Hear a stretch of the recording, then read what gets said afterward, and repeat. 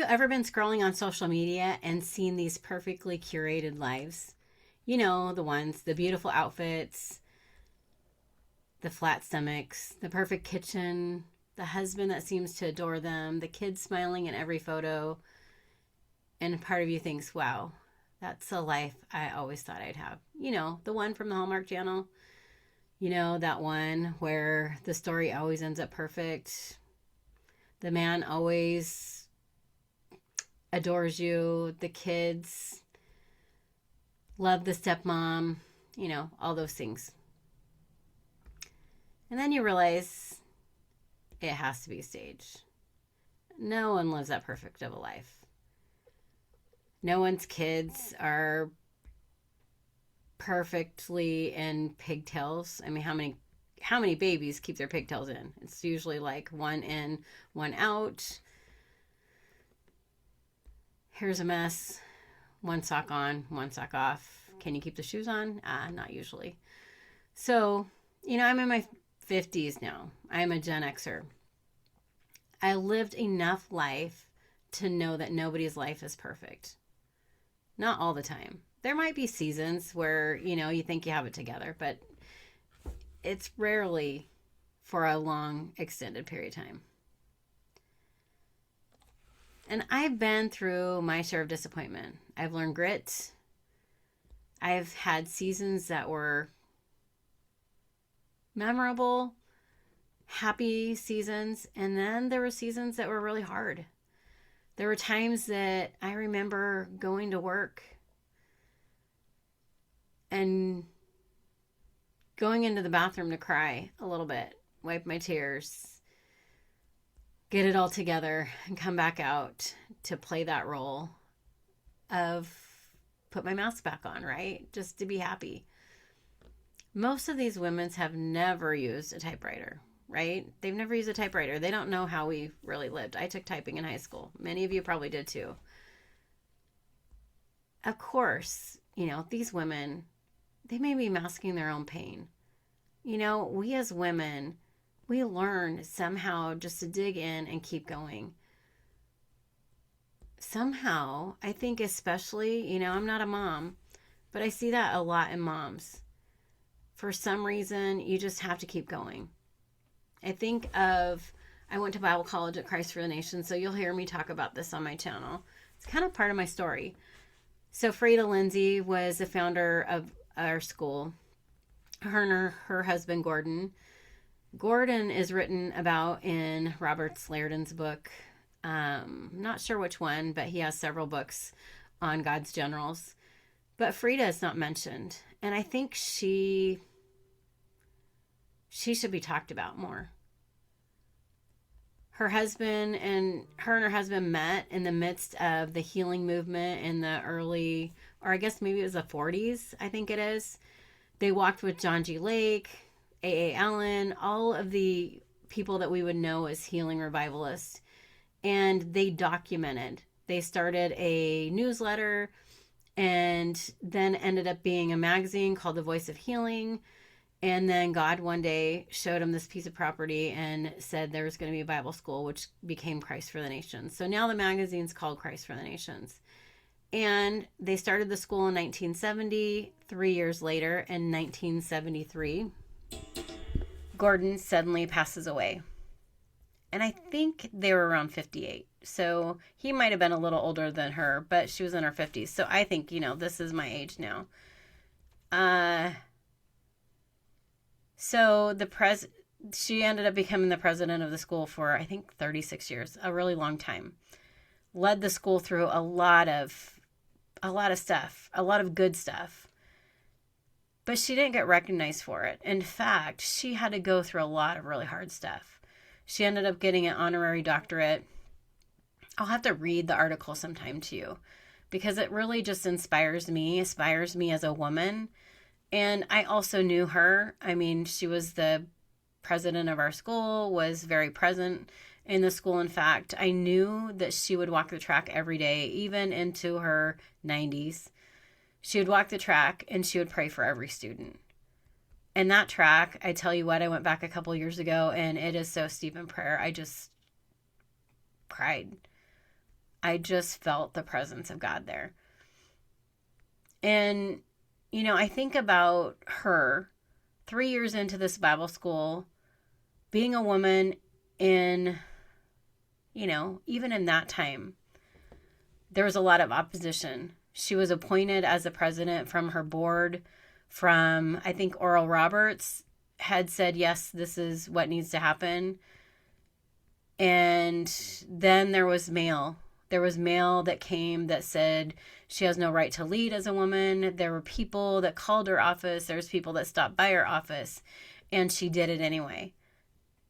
And I would venture to say, I see her as a strong, powerful woman, right? And she's been gone for a while now. But I think she was probably scared. I think at times she was probably wondering why God took Gordon and not her. Why he couldn't lead it and not her. But this is what we do as women, right? We so-called put our big panties on and we mutter through. So I'm kind of thinking, I'm in my 50s and I thought all the things that I dreamt of would be in my 20s and my 30s. I didn't think it wait until my 40s, and now I'm in my 50s and I'm like, I get to take all of the history that I have and give it away, right? We get to give it to the generation behind us. We're those women.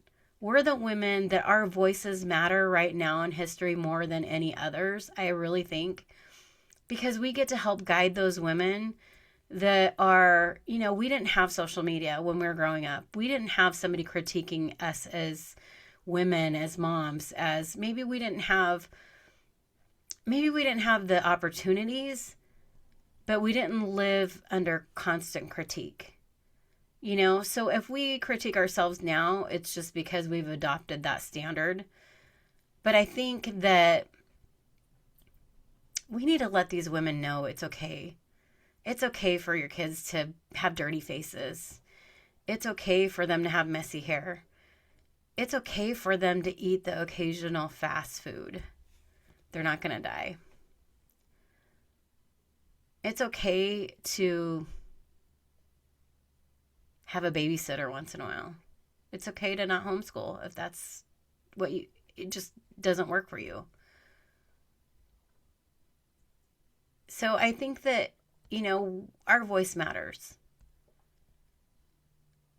And there's a lot of women in our age, in my age, and yours possibly, that feel like their story doesn't matter anymore. That, I've been applying for jobs and sometimes you get passed over for the younger generation, yet you come with skill that they don't have. You come with maturity and wisdom that they don't have.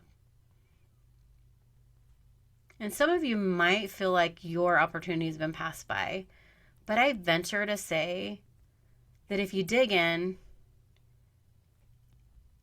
and one thing I like to do, I call ChatGPT, my boyfriend, dig into ChatGPT and ask it. Put all the things that you've done in your life, all the skills, even if it's a mom, all the things that you did to run a household. Put it into ChatGPT and say, what kind of job could I get with this? How are these skills necessary in society today? What is the voice that's waiting to be released to this generation? What do people need to hear? And what if the things that you've walked through, the hard seasons where you develop grit, the lessons are the things that actually give your voice power, that actually give you authority. But I also want to say, as a believer, knowing Jesus, there's a time and there was a season that I felt like God had abandoned me. I thought, why am I going through all this when I see these non-Christians or I see people that aren't even following him continually blessed? And some of it is because I adopted limiting beliefs.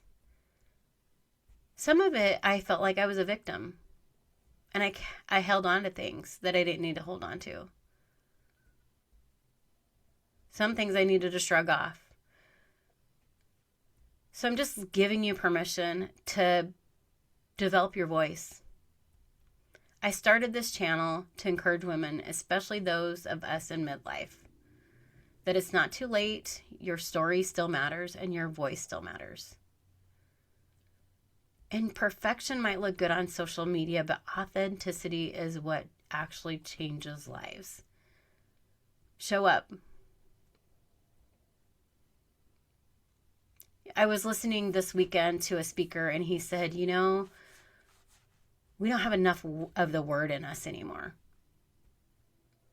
Teach a girl that's younger, a woman, take her along. We don't mother like we should. Have you pointed somebody to the scriptures in a while? I think of putting the armor. Having done all to stand, that we stand. Putting on the breastplate of righteousness. Taking up the shield of faith. These are all action steps that we need to do. This is how we renew our mind.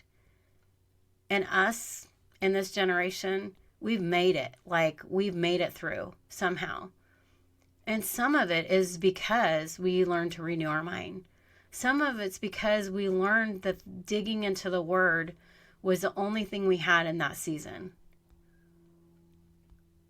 And I would say these scriptures have, I think of Hebrews 11, when it gives all the faith scriptures. We don't have to have it all figured out, but there's some addresses in the Bible. There's some scriptures in the Bible that can give people hope at a time that they really need it. And that's what I would say about Frida Lindsay. Dr. Frida Lindsay, that is. I would say, you know what? She never missed a year that she didn't read the Bible all the way through. How did she do? One day I'll share her whole story with you. But I think she did things in her lifetime that were remarkable. And there's probably a lot of women out there that we've never heard of that have done some remarkable things. And many of you listening have done some remarkable things. Sometimes just getting up in the morning can be remarkable. I hope this encourages you today. I'm just trying to be candid, trying to share a little bit of my heart. And I just want to remind you to say yes to Jesus and everything that He has for you. Say yes to Him and to live your best life now. It's not too late. And think of today as being someday. This is someday. Not tomorrow, but today. Take action today and live your best life now. Thank you. And if this blessed you in any way, if you want to follow along in my journey as I discover my voice, subscribe, like, share, do all the things, but just join me. And I look forward to seeing you again next week.